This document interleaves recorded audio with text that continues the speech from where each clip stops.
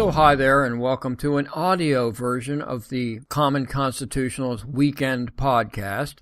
Son and I went hiking for a little while, did some other stuff, and just kind of ran out of time today, so we're going to have to go with the audio version of the Weekend Common Constitutionalist podcast. And today I'm going to be talking about a single topic, and that's transgenders versus feminism. So that'll be a fun topic today on the Common Constitutionalist Weekend audio podcast. You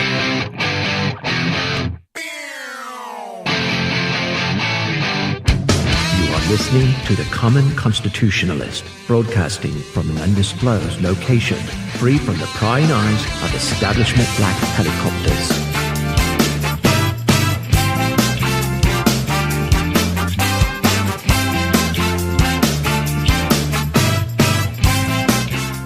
All right, welcome back. Now, may I ask a question? Where are the feminists? For decades, feminists like the NAGs, Rush coined the term National Association of Gals, the Now Gang, the National Organization for Women. They've been complaining about the male-dominated society for, decades, I guess? And it was said that feminism is the next civil rights movement when it began. Actually, that's not exactly accurate. It was said to be the next civil rights movement when the idea of equal rights for women got hijacked by the left, as they always do.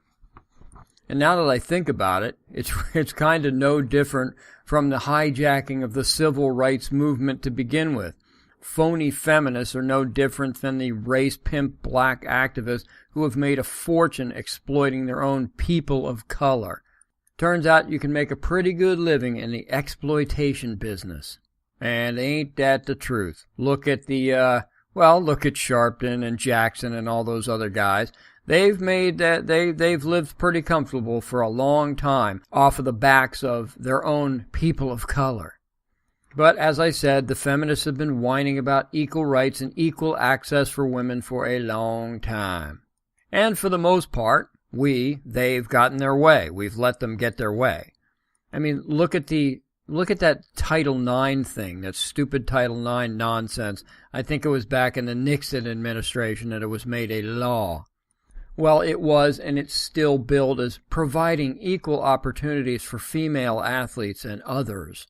Of course, as it's mandated by the government, it's a decree, because that's what the government does. They don't provide opportunities for anything or anyone. They merely pick winners and losers. It's the antithesis of the free market. But then again, that's government for you. Anyway, back when it began, the Title IX, the feminists hailed the Title IX decree, yay for women. Now, don't get me wrong, I love women. What's that country song? I think it was Trace Atkins. Something about I hate to see you go, but I love to watch you leave, or something like that. That pretty much says it all. Yeah, I'm a feminist. But where are the vaunted feminists now, as we hear more stories of women once again drawing the short straw in athletics? Well, once again, they're taking a back seat to the latest civil right to rear its ugly head, and that is equal rights for, mostly guys who think or want to dress up like girls. Transgenders, there you go. They used to just be called cross-dressers. That's until the science caught up with all sorts of therapies and hormone treatments and operations and whatnot. It's absurd on its face, but we're not allowed to say or even think that, lest the speech or thought police condemn us for our closed-minded bigotry. And we're worried about AI and cloning and stuff. What's going to be the long-term ramifications of this transgender crap? That's right, it ain't going to be good. But we're not allowed to question it, now are we? But now, amusingly so for us on the right, even some liberals are beginning to wake up to this nonsense now that it's their kids who are getting screwed, and you'll have to pardon the crude vernacular. Now, most of us have heard or seen the story of the recent girls' track and field competition in the very liberal state of Connecticut. Now, Connecticut is extremely leftist, so no doubt at least some of these parents who have signed on to the petition are libs, for sure, and I'll get to that in a second.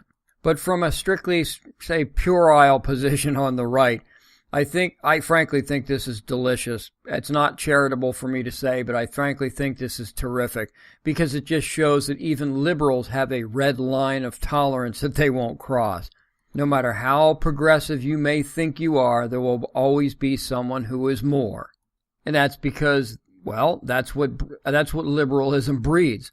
They breed these leftist wackos who just want to push the envelope as far as they can possibly push it.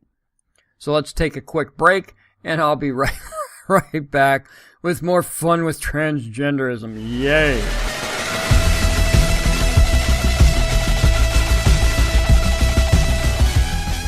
You're listening to The Common Constitutionalist. Let the truth be known.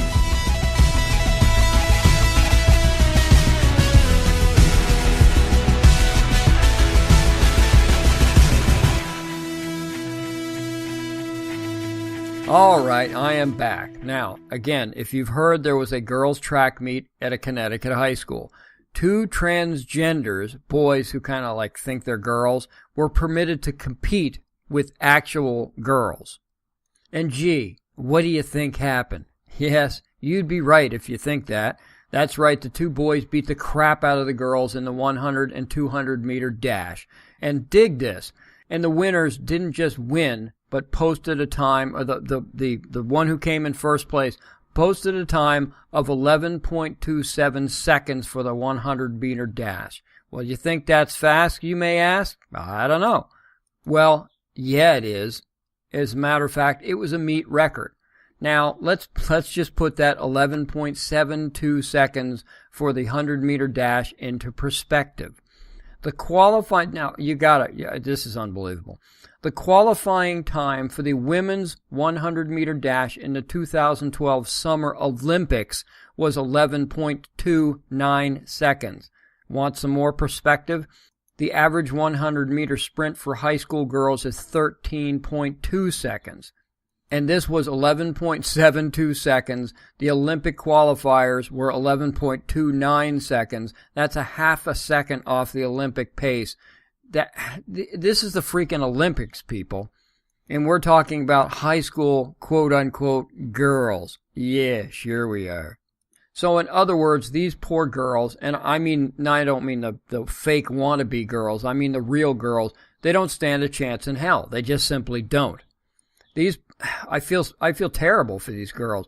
They put in the time, they put in the training, the working out, the competing, and basically they're all being told now that all the work that you did has basically been a waste of your time. All the time putting all the fun things, the high school fun things aside, hanging out with your friends and going places so you can train and hone your craft is thrown away because of some guys who think, or at least claim to think, that they want to be girls.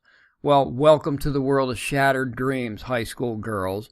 And by the way, you might also want to say goodbye to that track scholarship if this is the way it's going to go down. So, like I said, from a strictly non-charitable point of view, I do love this. I gotta say, it's just mean. It's awful to think this way, but I kind of like it because I like seeing the stupidity of liberalism kind of consume itself. But then again, my heart goes out. It feels for these female athletes who basically busted their butts to get where they are, only to have the rug pulled out from under them. And then, on top of that, these poor girls are told, and their parents are told by leftist elitists, that you must not only accept, but you must celebrate this completely new phenomenon. Now, isn't that wonderful? No, not even a little bit. Now, I'm not usually one who spouts out about fairness, but if there's a dictionary definition of opposite of fairness, this is it. So some of the parents got together and they made a petition up to kind of, well, we'll get to that in a second, but they signed a petition saying that, dig this, kids, and where have we heard this? Gee, I wonder where. Let's find out. Kids should only be able to compete as the gender that they were born with. Wow. And it does, in fact, sound familiar, doesn't it? Hello, North Carolina bathroom bills and all that other crap. This really is kind of rich when you think about it. So the mother of one of the real girl athletes who started the petition says, quote, "It has created an uneven playing field recently since it's known biologically male athletes versus female athletes are different," unquote. What? Different, you say? And here I thought we weren't allowed to say that. I thought we were only supposed to say and think that we're all the same. Funny thing, ain't it? Funny old world. So, like I said, from a strictly sophomoric standpoint, this is pretty great, ain't it? Well, it's kind of not great because it's kind of tragic, particularly when you think about these poor girls who have busted their humps to get to where they are. So we're going to take another real quick break, and we're going to wrap this baby up. Yay.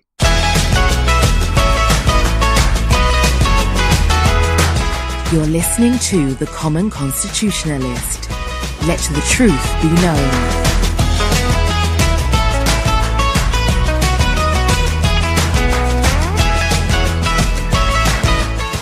All right, I'm back for the third and final segment of the transgenders versus transgenders versus everyday run-of-the-mill liberals and feminists. I don't even know how to classify it beyond that. But every time I think of something like this, I'm reminded of that, the famous passage by the Protestant pastor back in World War II, Martin Niemöller. He spent 7 years in various Nazi concentration camps, and you'll know it when I say it. So, quote, "First they came for the socialists, and I did not speak out because I was not a socialist.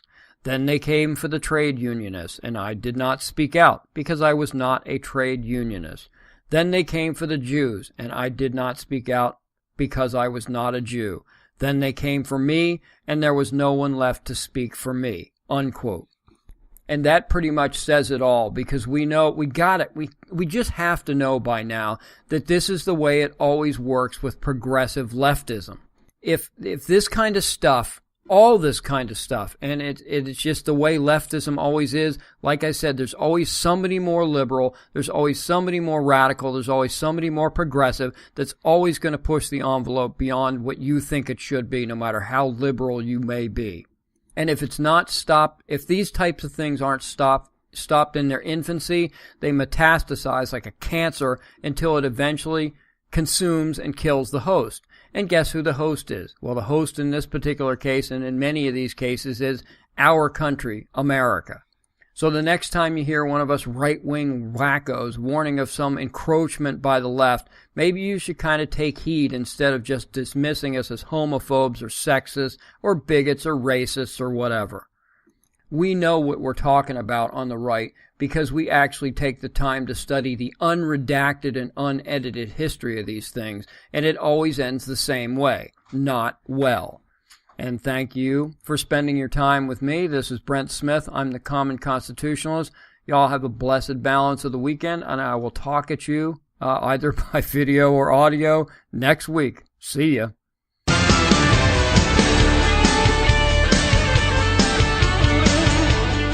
Thank you for listening to the Common Constitutionalist Weekly Podcast.